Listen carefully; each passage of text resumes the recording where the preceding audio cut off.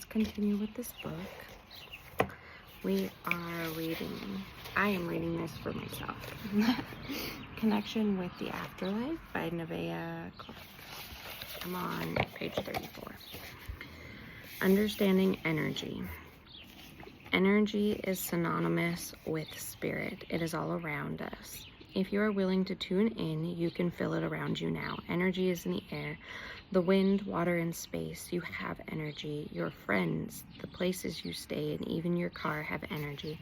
Some people would call it a vibe. Even types of places have different types of energy. The grocery store feels different from the bank, school, or library.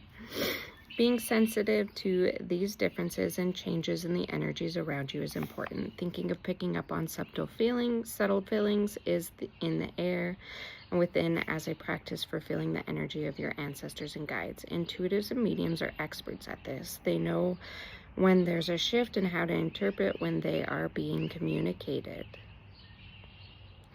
Most of us experience these shifts but don't pick up on them much more than what feels like a change in the time of day.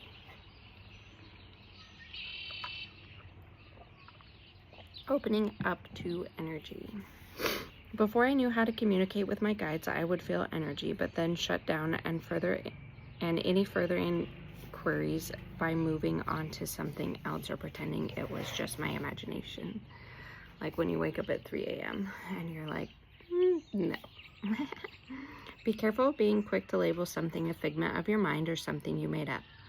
Doing this will put you under a spell that will make you name everything as just imagination. If you have this habit when it comes to connecting with your guides, you won't have confidence in disconnecting from the mind's thinking. This is why cleansing and protection are so important. But when communication with energy, you need another key element, an open mind. Let's look closer at this idea of brushing something off because you think you imagined it.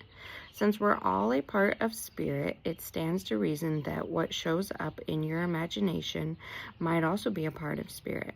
Discounting what you receive through this channel then would be overlooking the same voice you're looking to connect with.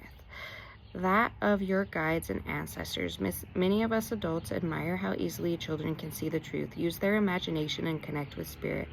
We seem to have forgotten that all of these things are very connected. Often our connections as children to the spirit world were what we now label as imagination.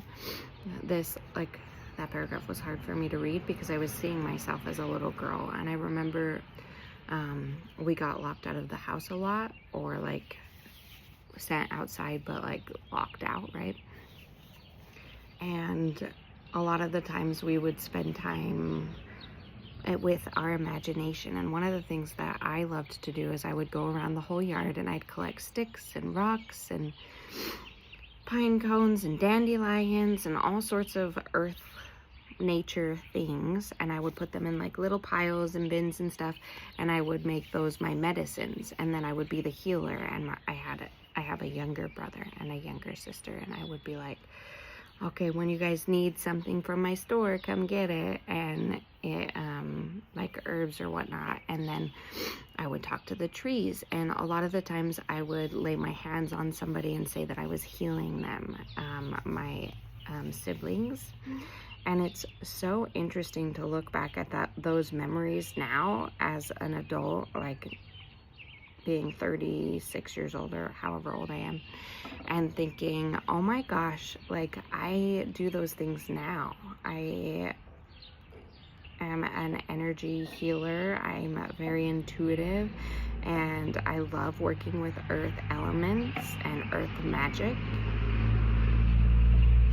And I do that stuff now. So something that you imagined doing as a kid could very easily have been Spirit's way of communicating with you on what path you should be on. So never discounting anything, I think, is super smart. Your first question to yourself will be to ask if the things that were your imagination might be something else. In other words, you'll want to be open to the idea that perhaps you are wrong when communicating with spirit. This isn't about creating confusion or doubt. What you want is a healthy relationship with your guides. You want to be open and willing to listen. As long as you take this stance, your relationship will have the foundation it needs so that you can receive messages. The universal energy. Many spiritualists agree that a person's energy does not disappear once they've passed on to the spirit world. We go back to source, the one presence in all things, and that creates all things. But we're never lost to our loved ones in the third dimension. This is why mediums can pick up on the grandmother's sharp tongue or unique styles of dress. Imagine how challenging it is to pick up on the unique traits of those beings who want to connect with us from the other side. There's so much skepticism, and it forms a cloud around us and must be cleared through to hear and see what is being said. Truly understanding energy is like an art. It requires you to release everything you know and revise who you are and your capability. One thing to note, whoever you think you are, you're probably mistaken. You can do many things to practice what it means to drop who you think you are and be more flexible with yourself. Try a completely different style of dressing or writing a story about yourself that differs from your past. The idea is to open your mind by detaching it from your concepts of yourself. And now I'm seeing a class that I need to do, like a 6-week, Spirit was talking to me while I was reading that, about how I need to do a 6-week class and have like a class every week for 6 weeks and have it be a class on getting to know yourself. So I got distracted. The idea is to open your mind by detaching it from your concept of yourself. An analogy might be what it's like to communicate with a pet. If you own a dog or a cat, over time you begin to understand what your animal companion needs and how they ask for what they want. I'm going to assume you don't use fancy tools or techniques for this communication. It becomes a learned language. The same can be said of understanding energy. If you're not used to this, be patient with yourself and your guides. I have that robin up there, and I've been really, really kind to her, and I was talking to her today about how it must be really nice to have such a good hostess, me, because she's up there, because you can just sit there and be a mom. Like, she doesn't have to worry about where she goes and get food or water. I don't think they eat seeds though, but I have been giving her berries, and she doesn't have to worry about getting the water because I have the water there. And when I was talking to the robin about that, I'm very open, and a lot of the times the stuff, like, I don't know if I'm telepathic or other things are telepathic and they show it to me. Maybe I am a little bit telepathic, but I was seeing water and the water was pretty low. So I was like, oh, she wants more water. So that was her way of communicating with me. Somehow she was thinking of, man, it's hot out here, I would like some water. And I seen it in my third eye and was like, okay, I will go get you some water, my friend. I will go get you some water.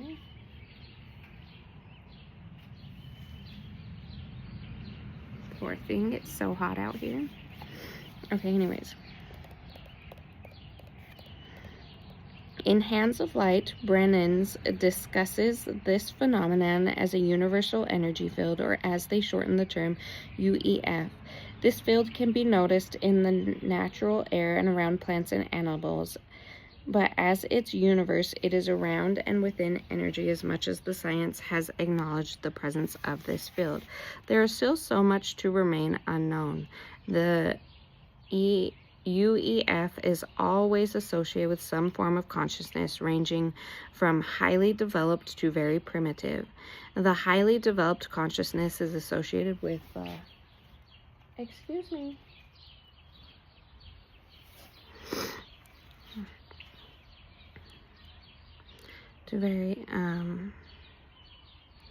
Is associated with the higher vibrations and energy levels. The UEF is not so different from everything else we know in nature. While this field can be measured, seen, and felt, Brennan notes that the more it is studied, the more it seems to avoid being contained within one definition. And questioning what this energy exactly is leading to larger questions about the aspect of our world that we think we know, like electricity. This brings us back to our introduction to spirit and how having a questioning mind can lead us to the answers we are looking for. One thing to remember, this energy is not separate from you, and it's not something outside of you and requires being figured out. Anytime you feel frustrated or annoyed with trying to see, feel, or understand energy, it's time to take a step back, take a break, do something that brings you back to the present moment.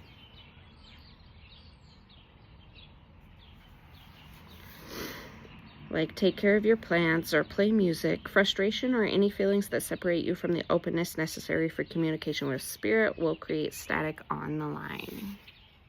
Okay, I feel like you're too close all of a sudden. Move back.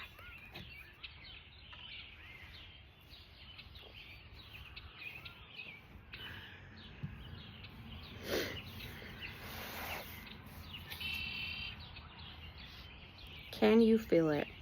The only way to truly understand energy is to feel it. This is the way to communicate and understand this force is through feeling. We're used to understanding emotions, but these two things are very different.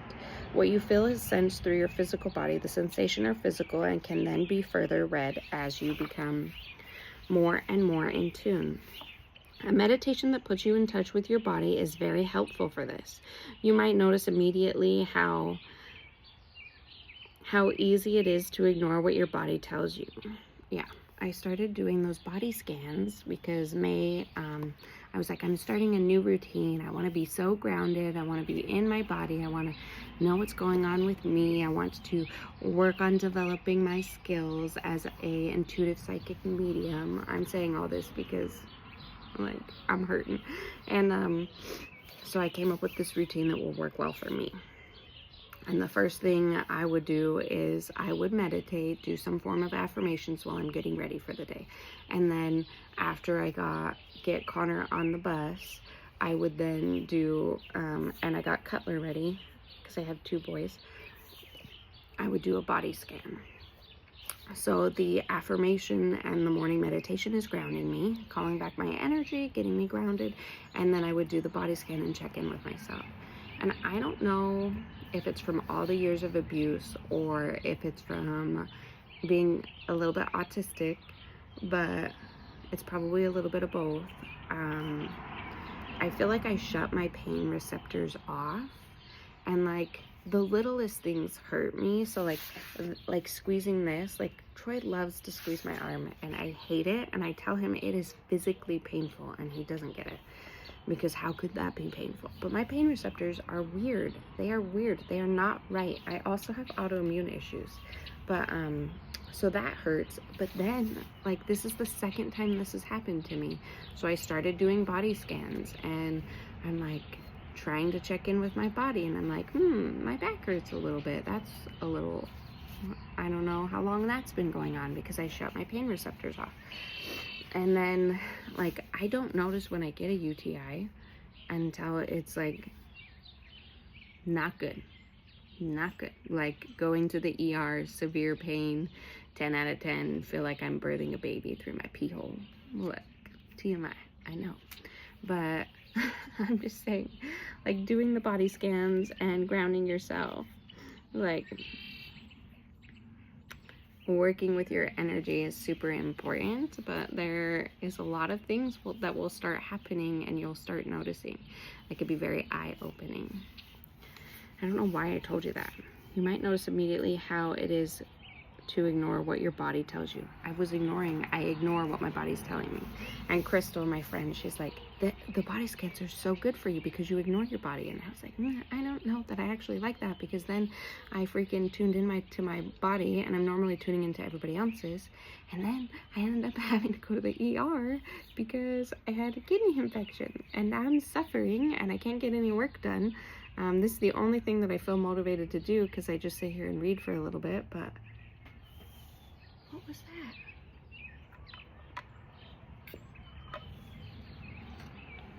I wonder if it was a bunny.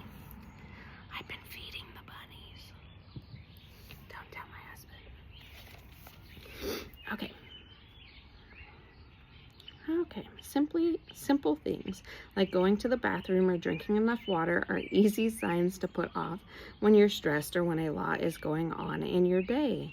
You might wonder what these very physical things have to do with your ability to connect with the guidance, but this is more about training your awareness. Be aware of the instincts to label things in your experience as not spiritual. Amongst many of our communications, the instincts to separate the world between what is spiritual and what is not is what makes many people very miserable. This blocks their ability to connect with the higher realms. I think a lot of people talk about like promptings. Prompting is spirit talking to you to do something, and that's something that I refuse to do anymore, is ignore a prompting, no matter how much it makes me feel weird. Like, I think the last prompting I ignored was, and I've brought this up a couple times too, is when I went to the grocery store, a lady was coming out with her 2 kids, and she was trying to pull her cart, and like, I was by myself. Like, I know I was with Troy, and Troy had one of our kids in the cart, and one of the kids was like, I don't know, I want to say around 5, and he was stomping on all her groceries. Like, she just worked so hard to get all those groceries, and then he's stomping on her groceries, and she's got another one in the little seat part, and she can't do anything because she can't hold him and pull the cart. And Spirit was like, you need to go help her. And I was like, oh, she won't want my help. She wouldn't want my help. She would, no, I'm not going to do that. She wouldn't want my help. And then after I got home, I was just overcome with this guilty feeling of like, what? Why are you praying to be able to, why are you setting the attention to be able to get closer to Spirit, to be able to help people more, to be able to work on your spiritual gifts? And then when I send you a task that person needed help with, you ignored it because you were too worried about your own self. And I was like, oh, knife to the heart, the kidney. Because my kidneys hurt and because it's funny. Anyways, so I haven't ignored promptings anymore. And then when it's talking about like imagination and stuff, anytime I have feelings of self-doubt or like, no, this isn't real, like what I'm doing isn't real, or I can't scientifically prove anything or whatnot, I just think back to all of the people and all of the things that I've said that have been the strangest of things to people. Man, they are strange things, because I listen to all the promptings now and they validate them, and I just run through and think about all the things that I've helped people with and that they validated, and I'm like, nope, I really am weird, but it's true. So I need to not doubt myself, and that will help with your spiritual gifts too, and tuning into energy. Another thing that I was thinking about, I don't know if you can look up that the energy ball, because when I first started doing energy work, that's one of the first things I learned, and then I was like, oh my gosh, you can feel energy. It was crazy. So like, you just imagine a ball of energy in your hands, and like, you just sit there and you focus on it, and you focus on it, and you just imagine this ball of energy becoming more and more solidified in your hands, and you just keep thinking about it and thinking about it and thinking about it. And I picture white, like kind of like I don't know what other people picture because I don't really talk about it, but lightning like energy just going in my hand, around and around and around and around. And then I pull it out a little bit, because I'm like, ooh, I feel like I can make it a little bigger. And then when I sit there and you push the ball in and just feel your fingertips. And like, when you meet resistance, and then you're gonna be like, holy crap. Like, did I create that energy? Did I manipulate that energy? I can feel it like a battery. You know, like when a battery, the two ends, the wrong ends are like trying to go against each other and they won't go. You know, like that feeling, that's what it feels like. So practice that and working with energy. And then another thing that I did was I practiced with plants. Like, I have so many plants out here right now, but like, you could practice with grass. Go feel the energy of grass. Go feel the energy of a flower. Go feel the energy of a tree.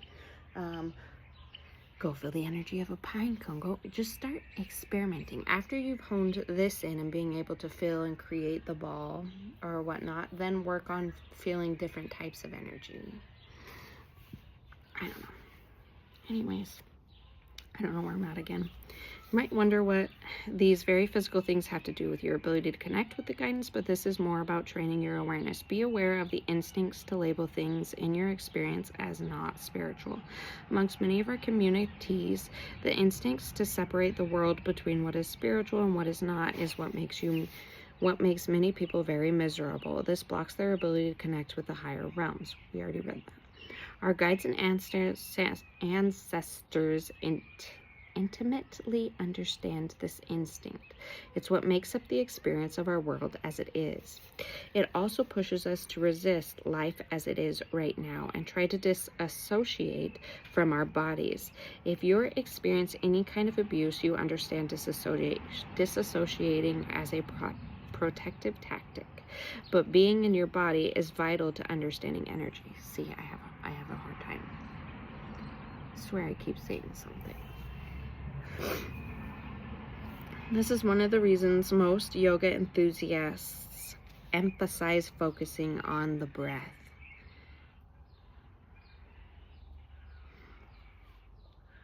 Breath. Note the smells, sensations of your skin, and the words you're reading. Feel it all.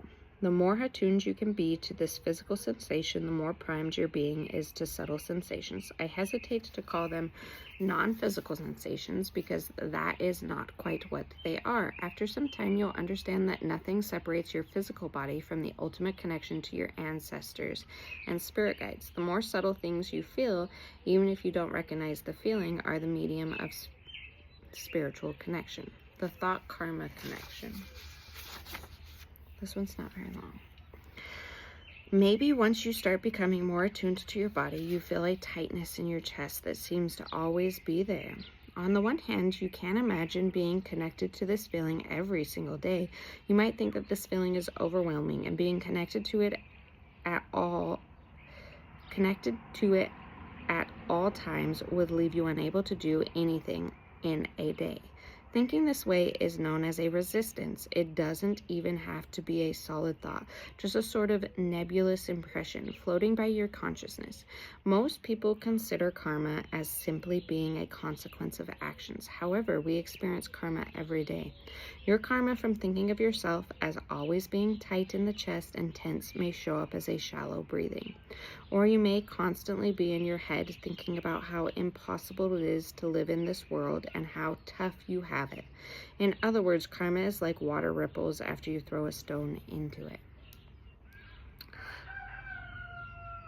You hear Rufus? Listen. That's what he says. It's a magpie. I use this example of how karma can appear in your life for a very specific reason. A lot of us breathe with shallow breaths and barely notice that that is what we're doing. A simple way to practice is by breathing deeply and consciously. This is very tiring advice, and because it is tiring, it is very annoying.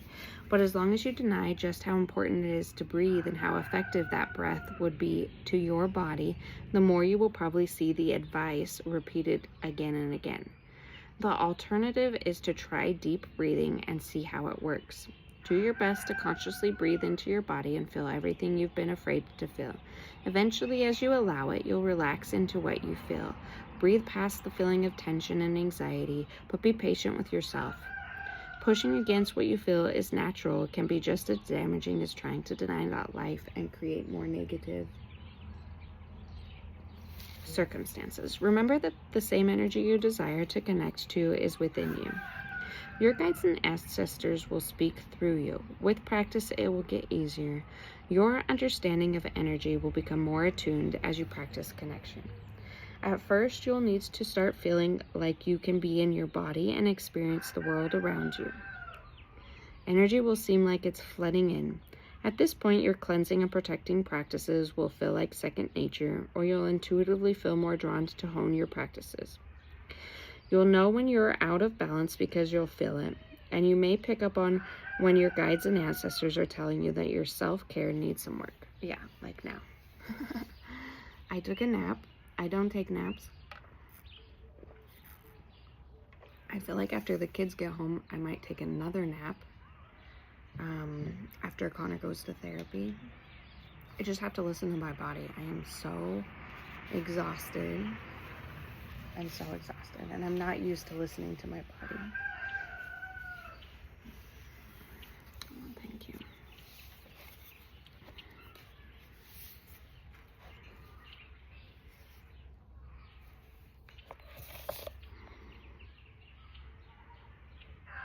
Remember that the same energy you desire to connect to is within you. Your guides and ancestors will speak through you. With practice, it will get easier. Your understanding of energy. I read this. Hone your practices. That's where I'm at. I'm trying to hone my practices and see where I want to go with my different things. Because as much as I say I'm a Reiki practitioner, I feel like it's something else. Like I do Reiki, and I use the Reiki symbols, but I also have other symbols I use. So I just want to go and learn more, and see where I go. Being attuned to energy is exciting, even thrilling. This may feel odd, as the whole point of this is to relax. Embrace the waves of feelings and emotions. Embrace the thrill of being in tune with your energy and relax. Come back to the center. Another emotion will come up with feelings that come and go. You are the eye within the center.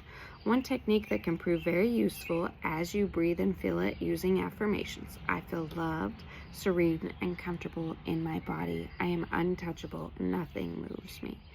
These are only just some examples, since you can say anything as long as it fits when you feel will bring you serenity and security. It might feel weird to say things to yourself initially, but continue. Allow the thoughts to sink in and for the karma to slowly begin its work.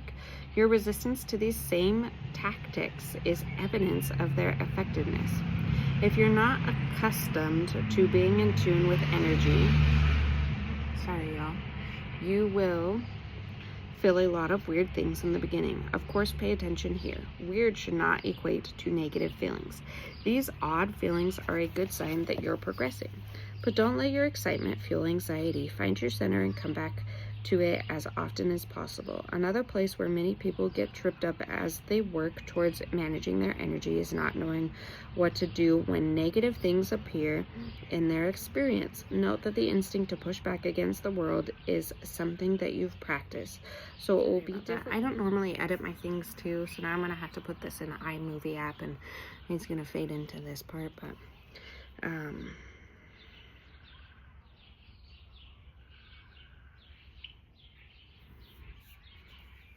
things appear in their spirit. Note that the instinct to push back against the world is something that you've practiced, so it will be difficult to do anything different than getting angry, overthinking, or feeling sadness at first.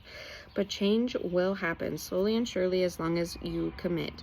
Don't try to record every aspect of what you begin to know. Some of what becomes clear won't lend itself to being put into words, and other aspects will shift and change with time. Writing down what you can put into words is helpful if it works for you, but do not feel obligated to force yourself to do anything that doesn't come naturally. Understanding energy is a journey in itself, and you have the power to break through your resistance and receive the communication you have been longing for. Your keys are to breathe and relax. Consider this a good sign if you have places in your life that feel tight and don't feel like you can relax. Breathing and relaxing through even the toughest times in your life will show you how strong you are and keep your connection strong. Okay, and then the next section is chapter 3, and it is Who is Spirit Guides? So we're not going to read that. I think the other thing that I've been doing recently is the box breathing. And I think that that has helped with grounding, and it's something that I can do quickly when I feel overwhelmed or like I don't have a ton of time to ground. You just breathe in for 4 seconds, hold for 4 seconds, out for 4,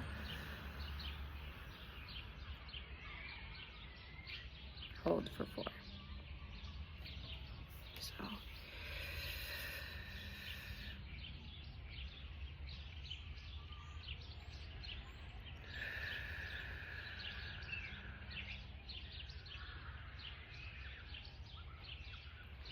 and as I do that, I try to feel my energy going more in a steady circle, to manipulate it, to make sure that I'm flowing nicely and not erratically. And you can even do the thing where you visualize roots coming up to your feet. I do know that some people cannot visualize things. Don't feel bad. That's just not part of your spiritual gifts or foresight, or whatever you want to say, vision. That's not part of your spiritual bag. But stomping your feet or rubbing your feet in earth will help with grounding. Anyways, love you guys. That is all from me. Peace out.